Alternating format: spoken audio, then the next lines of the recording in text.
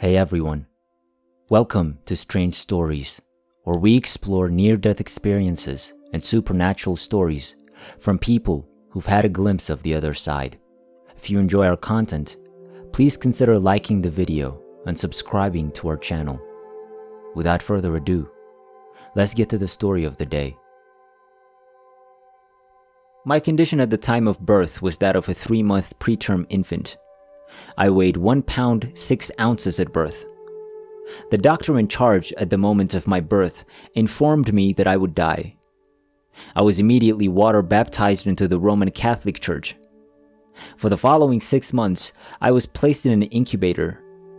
Multiple nurses, doctors, my father, a physician, my mother, a nurse, all witnessed multiple incidents during which I would stop breathing, heartbeat would stop, and my skin would become gray, blue, or purple, depending on the length of the episode. The nurses would shake me to get my breathing and heart rate going. My father in particular observed several of these incidents. He worked at the hospital at the time. When my mother came to see me, she saw these things all the time. My parents were both healthy at the time of my birth. My 7 siblings were all born without any complications. No low birth weights, no medical complications.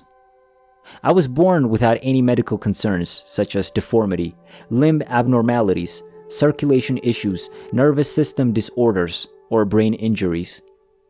I would vigorously kick myself around inside the incubator. Because I was so small, the nurses were afraid I'd damage myself, so they put me in a shoebox inside the incubator. There were no connected drugs or substances that could have influenced the birth experience. There was a life-threatening occurrence related with the birth experience, which was my birth weight of 1 pound 6 ounces, as well as repeated periods of cessation of breathing and heartbeat. I weighed 5 pounds at the end of the 6 months and was permitted to return home. My health appeared to be great at the time. My vision was normal. My breathing was normal. My heart was normal. My internal organs were normal. My limbs were normal. And my brain was normal. My father was in the kitchen when I got home, and my mother was upstairs bathing my siblings. My father had put an infant seat on top of the kitchen counter for me. He assumed that because I was still so small, I would stay put.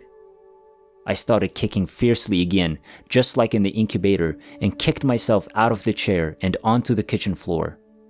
My mother recalls hearing a horrible crash upstairs and immediately knowing what had happened. I was taken back to the hospital with no injuries other than minor bruising. My health is now in terrific condition. I've had terrible vision since I was a child, and my father and other siblings do as well. I had worn glasses since I was a child, but by my mid-40s, I'd gotten cataracts in both eyes. I presume, as did my mother, that this was an unavoidable side effect of being in the incubator. Possibly the retinas had been compromised due to the excessive use of oxygen, and were now turning old. The only options for oxygen in the incubator were on and off. I have no recollection of being out of body, being in the presence of unearthly beings, being in the presence of light, being in the presence of deceased persons, being in the presence of darkness, a city, void, boundary, strong emotional tone, special knowledge, life review, or vision of the future after birth or during the next 6 months. I don't recall any instances of bodily after effects from the delivery experience as I grew up. I was physically healthy and was not becoming more sensitive in any way. Growing up, I never experienced or demonstrated any healing or psychic talents. One significant childhood incident that struck out occurred at a young age. I don't think I was able to read properly at the time, but I'm not sure. This was one of my earliest memories as far as I can recall. I was seated in a child's chair in a bedroom with a book open on my lap. It was a picture book for children with pictures of trains, cars, and work vehicles. The page was open to the center, with a black and white drawing of an ocean tanker being tossed in a storm on the sea at night on both pages. I can still remember the sense of utter horror that came over me as I saw this photo. Even today, I doubt I'd want to open the same book to that page. I know I was too young to realize the real-life repercussions of this image, the damage, suffering, probably death, dread of dying at the age I was. There would have been no comprehension of how this scene would have played out in real life, but I felt terror and fear when I saw it. The difficulties with family relationships was mild when I was younger.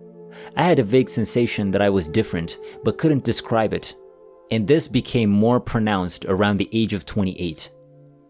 Until I hit 28, my family and friends were quite typical. Growing up, I was a quiet person. Not timid, but someone who did their own thing and went their own way. I wasn't all that different from my peers when I was in my teens and early 20s. As a teen and young adult, I had typical ideas about my life's purpose. I expected my adult life to consist of earning a solid career, marrying, and having a typical home and family. I had no sense of a life mission or a clear purpose for my life. This happened when I turned 28. Getting involved in the punk rock movement in my late teens and early 20s was a memorable period in my life. I started drinking a lot of alcohol, which was quite sad for me. I started doing poorly in college. I had spent a year of college in England, which had been my dream come true, and I had loved every minute of it. I felt right at home there. I was upset about returning to the United States, drank heavily, and tried suicide at the age of 21. I drank a few beers and swallowed a hefty fistful of aspirin. I hoped not to wake up the next day, but I did, feeling quite unwell. However, there were no long-term physical consequences. I don't recall any spiritual experiences related to this occurrence. Shortly after, I relocated to New York City, which proved to be a wise decision. Around that time, I stopped drinking. I don't drink or do drugs anymore and haven't done so since I was 28. I started using a Monroe Institute past life regression CD to assist settle issues from my birth a few years ago. I imagined myself as the infant in the incubator, looking down at the child on its back while listening to the CDs. The incubator itself appeared black. No white, fluffy infant blankets, and I imagined myself nude, screaming and wailing against the black background. I then realized that every time I imagined myself in the hospital, I always imagined myself in a gigantic black incubator, elevated and isolated from the other white infant beds, full of calm infants covered in beautiful baby blankets. I never imagined myself wrapped and cocooned in a secure, warm, cozy atmosphere. My environment was cold, black, lonely, and alone. I never imagined that nurses would hold me, cuddle me, or take me out of the incubator. I also assumed, though I have no proof from either parent, nor did I ever ask them this issue, that I was probably never held or hugged by either parent for 6 months. Given the medical atmosphere at the time, this would not have been considered or permitted in the 1960s. I have no proof, only assumption that this was the case. I quickly experienced a flood of emotions while seeing this face. It was a brief moment during the regression CD, a cold, lonely, screaming infant awash with abandonment, fear, confusion at being born too soon, the physical pain of being unable to breathe, perhaps the body beginning to die and then revive, perhaps multiple times, the removal of all maternal and or human love, care and touch, alone in a cold metal box. Even thinking about these feelings takes me to tears. All of a sudden, that was all there was. It appeared I wasn't capable of willing to bring all of this up at that moment. During the same meditation, shortly after this, the idea came in gently. Focus entirely on the light within. I have not attempted any regression back to my birth since that time.